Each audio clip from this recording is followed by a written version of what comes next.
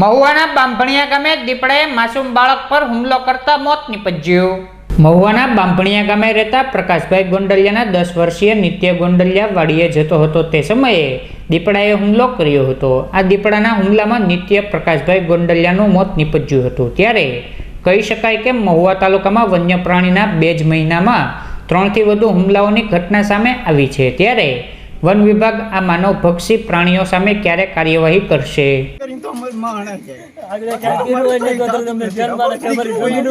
અમે ખાલી વાહે ગાડી કરી હોય તો આ પ્રશ્ન બને છે કે તરત ધરપકડ થાય છે, તરત આજે અમારા બાળકનો ભોગ ન લેવાનો બધી વાત સાચી। હવે તમારું બાળક એ અમારું જ બાળક છે, અમારું બાળકને ભોગ ન બને એવું પણ શક્ય નથી કે અમારું બાળક હોય તો અમને એટલી જ પીડા થાય।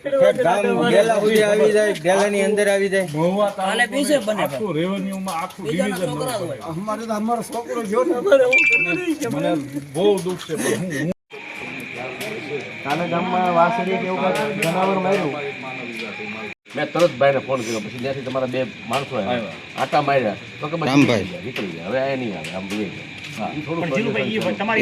નિવેદન દઈ દે।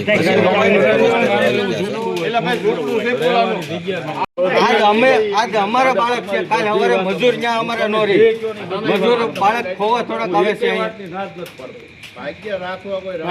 ભાગ્ય કોઈ ન રાખે, બાળક ઉપડી લે તો હું આવી જાય છે, એને કારણે આ બને છે।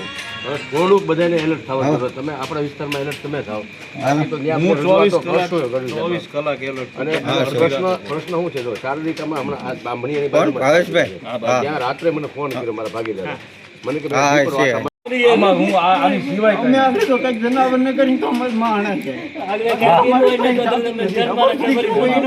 અમે ખાલી વાહે ગાડી કરી હોય તો આ પ્રશ્ન બને છે કે તરત ધરપકડ થાય છે, તરત આત્ય થાય।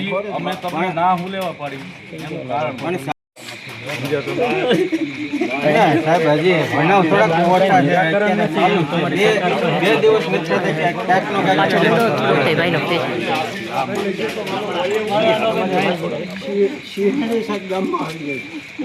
ગામ ડેલા સુધી આવી જાય, ડેલાની અંદર આવી જાય, મહુવા તાલુકામાં આખું રેવન્યુમાં